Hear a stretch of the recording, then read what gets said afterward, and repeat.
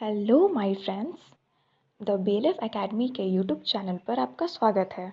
आप हमारे चैनल को लाइक, सब्सक्राइब और शेयर करें और लेटेस्ट अपडेट को पाने के लिए बेल आइकन को दबाना ना भूलें। Welcome to the BLF academy. मैं एम गोपाल राजपूत, पटना भिखला पहाड़ी से आज फिर आपके बीच में हूँ। आज फिर हमारा जो क्लास है, इस क्लास में मैं आपको बताऊंगा कि किस तरह से हम लोग पास्ट में स्ट्रक्चर्स का यूज करते हैं। प्रेजेंट, पास्ट और फ्यूचर में मैंने इजी स्ट्रक्चर्स बताए थे, फिर मैं आज इजी स्ट्रक्चर्स के साथ आपके पास आया हूं और फिर मैं आपको बताने की कोशिश कर रहा हूं कि इंग्लिश को बोलना या इंग्लिश में ट्रांसलेशन बनाना कितना आसान होता है। अगर आपका डिसीजन अपने आप में हो जाए कि नहीं मुझे कुछ करना है, तो आपको फिर कोई नहीं रोक सकता है। जैसा कि इसके पिछले क्लास में मैंने आपको बताया था कि जिस सेंटेंस के लास्ट में ना है, ना पड़ता है, ना होता है, अगर लगा हुआ है, तो वैसे सेंटेंस को हम subject plus has oblique have plus two plus V1 plus object से बनाते हैं। यहाँ हमारी चर्चा जो है वह हेड को लेकर के है कि जिसके लास्ट में पड़ा, ना पड़ता था, ना होता था अगर लगा हुआ है, तो इसका मतलब कि वो सेंटेंस किस में है, पास्ट में है। और उसका जो स्ट्रक्चर होगा वो subject plus had two plus V1 plus object का स्ट्रक्चर होगा। चला आइए हम लोग देखते हैं कि कैसे इसका स्ट्रक्चर होता है और किस तरह से हम लोग इसको रोटेट करते हैं। तो सबसे पहले इसका जो स्ट्रक्चर होता है वो आपका होता है बच्चों, सब्जेक्ट होता है, सब्जेक्ट के बाद हेड होता है, हेड के बाद टू होता है प्लस V1 होता है और प्लस आपका जो है वह आपका ऑब्जेक्ट होता है। जरा ध्यान देंगे, जो स्ट्रक्चर आपके सामने है, इस स्ट्रक्चर का जो सिंबल होता है हिंदी में वो आपको पड़ा होता है या ना होता था या आपका ना पढ़ता था, ना होता था या ना पढ़ता था, ये स्ट्रक्चर है। अब आपके दिमाग में एक बात आ रही होगी कि ये जो स्ट्रक्चर सर आपने बताया, इस स्ट्रक्चर में मुझे ये बताइए कि किसके साथ हेड का प्रयोग होगा। देखिए एक बात मैं आपको क्लियर कर दूं, वहां पर हैज और हैव दो वर्ब थे हमारे पास। तो सिंगुलर के साथ हमने हैज लगाया था और प्लूरल के साथ हमने हैव लगाया था। यहां पर आपके पास ऑक्सिलरी वर्ब की संख्या मात्र एक है। तो जब एक है तो चाहे कोई भी सब्जेक्ट हो, प्रत्येक सब्जेक्ट के साथ आपको हेड लगेगा। जैसे टेक एन एग्जाम्पल, चाहे आपका आई हो या आपका वी हो, आपका यू हो, दे हो या आपका दे के बाद अगर आपका ही है, शी है, ईट है, नेम है या आपका सिंगुलर सब्जेक्ट है, सिंगुलर क्या है, सब्जेक्ट है, या आपका प्लूरल सब्जेक्ट है, अगर आपका प्लूरल सब्जेक्ट है, इन सभी के साथ आपको जो है पास्ट में हेड का प्रयोग होगा। ये बात आप समझ ले कि इन सभी के साथ किसका प्रयोग होगा, तो हेड का प्रयोग होगा। अब देखिए सेंटेंस बनाना है तो मैंने आपको कहा कि सेंटेंस को 6 तरह से बनाते हैं। कुछ एग्जांपल्स को देखते हैं, उस पर प्रैक्टिस करते हैं। जैसे सपोज करिए कि यहाँ पे सेंटेंस मेरे पास है, सेंटेंस है कि जैसे हम लोग सेंटेंस में डालते हैं कि भारत को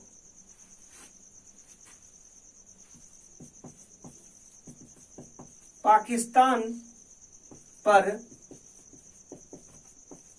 आक्रमण करना पड़ता था।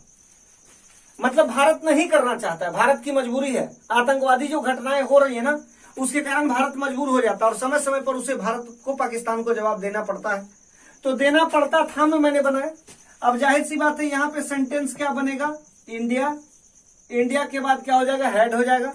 आक्रमण करना का क्या होता है, अटैक होता है, ATTAC के अटैक। अब चूंकि ये इन्फिनेटिव लगेगा तो टू अटैक हो जाएगा। अब ध्यान दीजिए, कई बार बच्चे मेरे से पूछते हैं कि सर अटैक वर्ड लगा है तो पर के लिए ऑन लगाएंगे। अटैक एक ऐसा वर्ड है ना, अटैक के साथ ऑन, एट, इन ये सब का प्रयोग नहीं करते हैं, डायरेक्ट यहाँ पे कंट्री का नाम होगा। तो India had to attack Pakistan, India had to attack Pakistan, ये सही हो जाएगा। लेकिन ध्यान दीजिएगा ये सही तो होगा, अगर यहाँ पे ऑन लगाओगे ना तो गलत हो जाएगा। अटैक ऑन नहीं होता, अटैक इन नहीं होता है, अटैक एट नहीं होता, वो सेंटेंस हमारा गलत हो जाएगा। कई बार बच्चे सोचते हैं यहाँ पर हम ऑन लगा देते हैं, जैसे यहाँ पे उन्होंने ऑन लगाया, तो ऑन लगाने की स्थिति में इस सेंटेंस का जो क्रियाकलाप होगा वो आपका गलत का हो जाएगा। सही क्या है कि यहाँ से आपको ऑन को हटा देना होगा। जब ऑन जैसे ही हटाएंगे ये सेंटेंस क्या हो जाएगा, सही हो जाएगा। ठीक इसी तरह से मैं कहता हूं कि कलाम को प्रतिदिन काम करना पड़ता था। कलाम को प्रतिदिन काम करना पड़ता था। अब मैंने यहां पे लिखा कलाम हैड टू, काम करना का क्या हो जाएगा, वर्क हो जाएगा। Kalam had to work every day. Kalam had to work every day, ऐसा नहीं है, यहाँ पे डेली भी लगा सकते हैं। यहाँ पे अगर एवरीडे की जगह पे हम डेली लिखते हैं तो डेली भी सही है, लेकिन ध्यान दीजिएगा ज्यादातर अगर मैटर थोड़ा सा अगर सीरियस ज्यादा है, इन द सेंस कहने का मतलब जिस मैटर में आप अपनी पोटेंशियल को ज्यादा दिखाना चाहते हैं वहां पर एवरीडे लगाना ही अच्छा है। डेली नॉर्मल कामों में, स्पेशल काम में हम लोग एवरीडे का इस्तेमाल करते हैं। ठीक इस तरह से हम लोग और भी सेंटेंस लेते हैं, जैसे लेते हैं कि नॉर्मल सा सेंटेंस है, मनु को किताब बेचना पड़ता था। मनु को किताब बेचना पड़ता था। अब देखिए यहां सेंटेंस बना, मनु हैड टू, अब किताब बेचना है तो सेल हो जाएगा, सेल द बुक्स। मनु को किताब बेचना पड़ता था। अब ये तो अफर्मेटिव सेंटेंस हो गए। अब हमें बनाना है क्या, निगेटिव सेंटेंस बनाना है। तो जैसे निगेटिव सेंटेंस के रूप में हम ले लेते हैं कि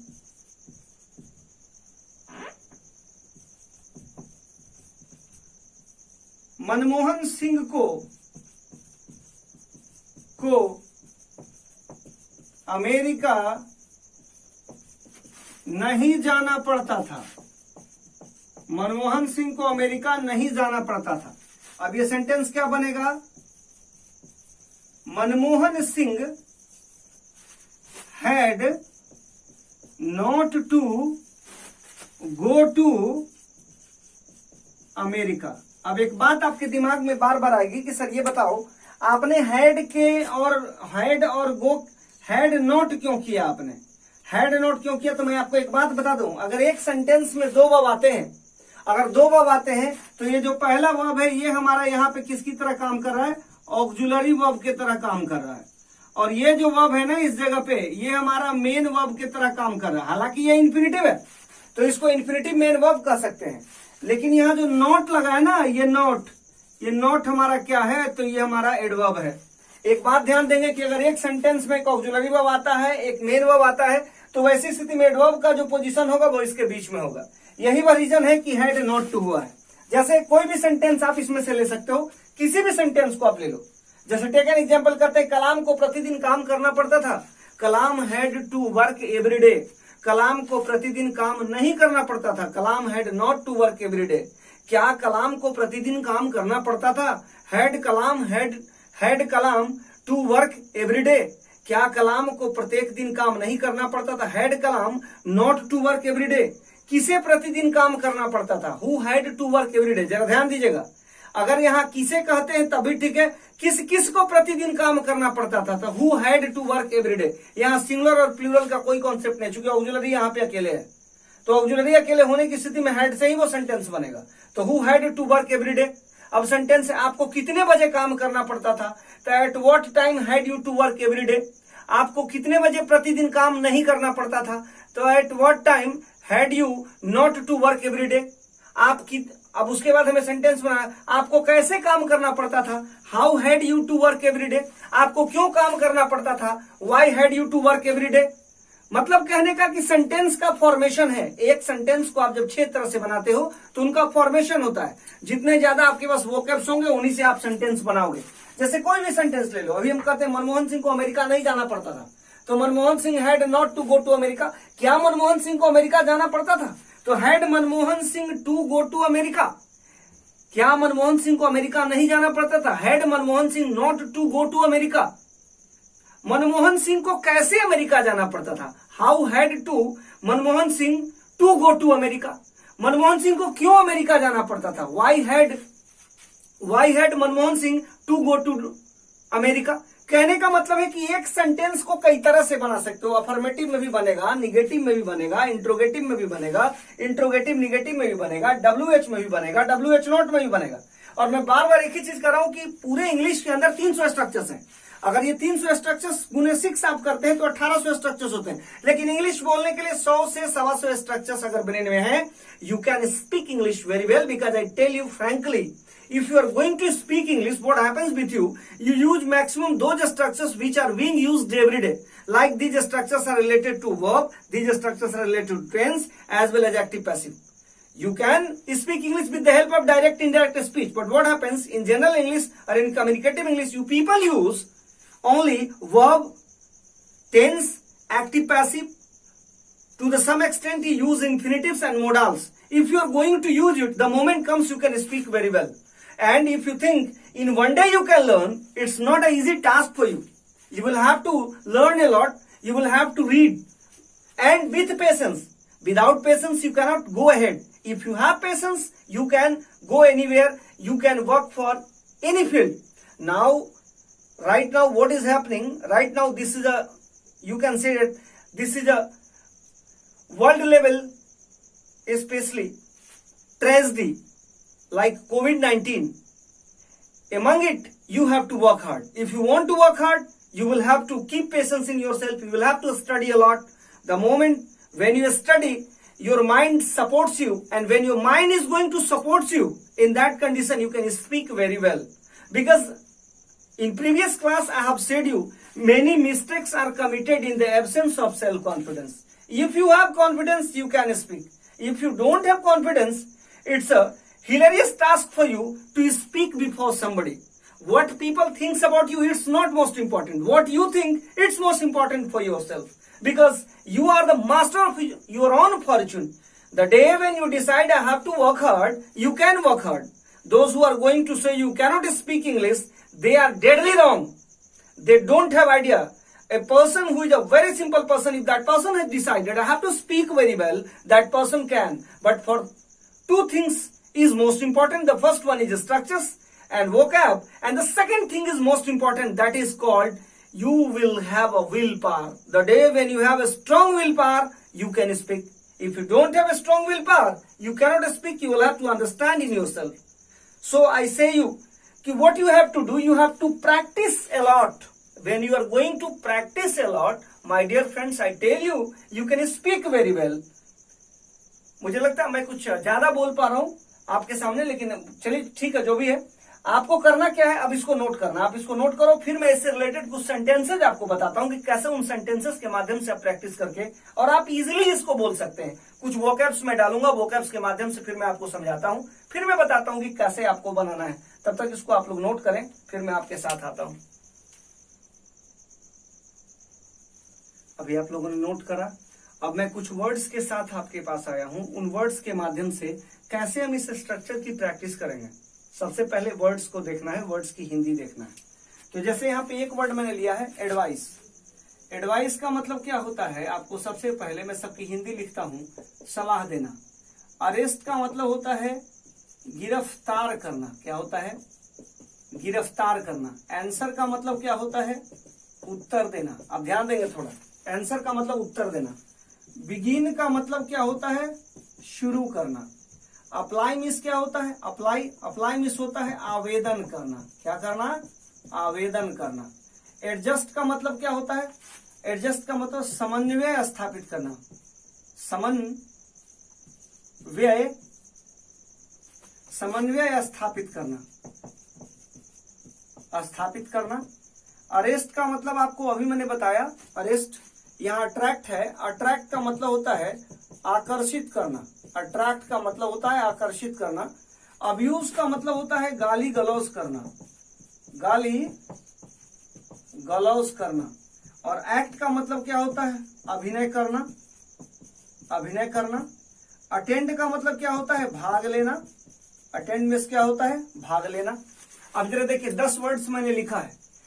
मैंने एक ग्रुप के 10 वर्ड्स को लिखा है। इन 10 वर्ड्स से अगर आप चाहें 60 सेंटेंसेस इजिली बनेंगे। इन 10 वर्ड्स से कितने सेंटेंस बनेंगे? 60। जैसे मैं बना के आपको दिखाता हूं। एडवाइस का मतलब तो सलाह देना। जैसे कह सकते हैं कोई व्यक्ति सलाह देना नहीं चाहता, कई बार उसे मजबूरी में देना पड़ता है।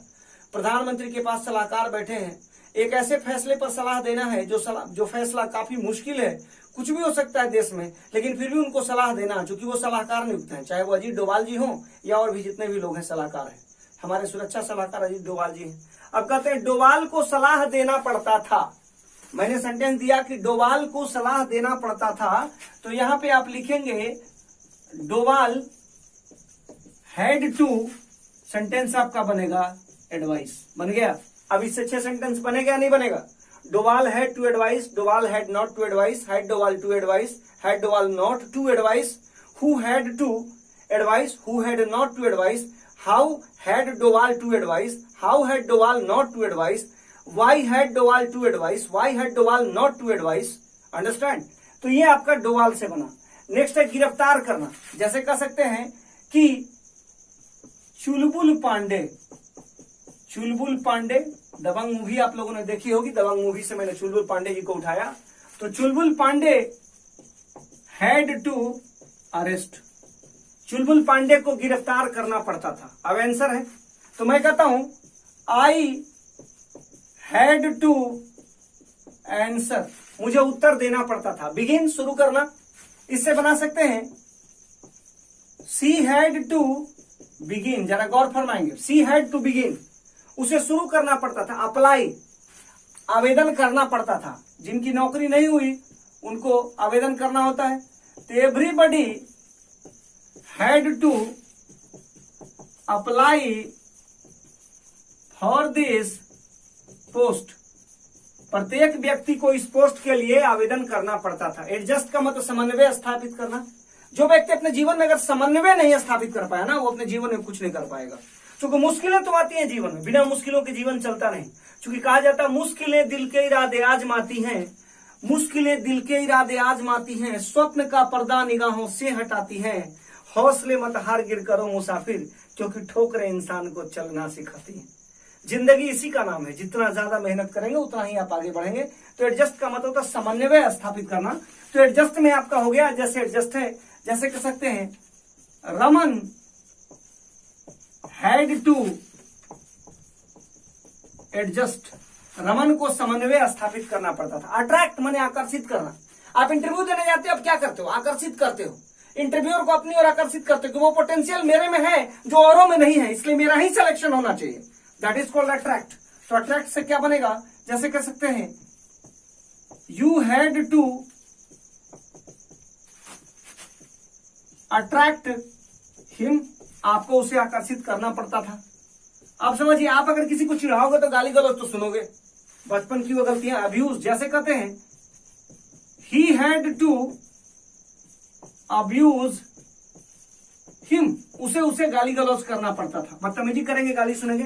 एक्ट का मतलब अभिनय करना। प्रत्येक व्यक्ति अपने जीवन में अभिनय करता है। अब यहां पे सेंटेंस क्या बनेगा?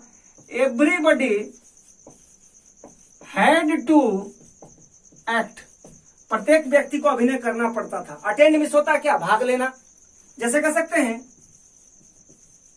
Mohan had to attend a meeting, Mohan को एक मीटिंग अटेंड करनी पड़ती थी। आपने देखा 10 सेंटेंस से मैंने 10 सेंटेंस बनाए, और 10 में किसी सेंटेंस से भी 6 सेंटेंस बन सकता है। किसी सेंटेंस को उठा लो। जैसे कहते हैं everybody had to act, everybody had not to act, had everybody to act, had everybody not to act, who had to act, who had not to act, how had you to act, how had you not to act। Means कहने का इन सारे से आप sentence easily बना सकते हो। Sentence आपसे बनेगा, अगर आप बनाना चाहोगे बिल्कुल बनेगा। और मुझे लग रहा है इस क्लास के माध्यम से, ये हमारी जो है 6ठी क्लास है, इस क्लास के माध्यम से आपको समझ आ रहा होगा कि धीरे धीरे हमारा लेवल उठ रहा है। वोकैब्स को आप उठाइए, धीरे धीरे वोकैब्स उठेंगे और आप बोल सकते हो। बिकॉज मैंने पहले भी कहा है, इसी वीडियो में आपको कहा है कि you are master of your own fate, you are a master of your own fate. तुम अपने भाग्य के स्वयं निर्माता हो, तुम्हारा भाग्य कोई और नहीं निर्माण करेगा, तुम खुद निर्माण करोगे। क्योंकि अगर आपने इनिशिएशन किया है तो निश्चित रूप से आपको कामयाबी मिलेगी। बस आपको मेरे साथ वर्कआउट करना है। और इसी के साथ आज की क्लास को मैं समाप्त करता हूं। तब तक के लिए आप लोगों को बहुत सारी शुभकामनाएं। बेस्ट ऑफ लक, आप आगे बढ़े जीवन में, यही हमारी शुभकामना है। Thank you very much. Thanks for watching the video. Please like, subscribe and share it.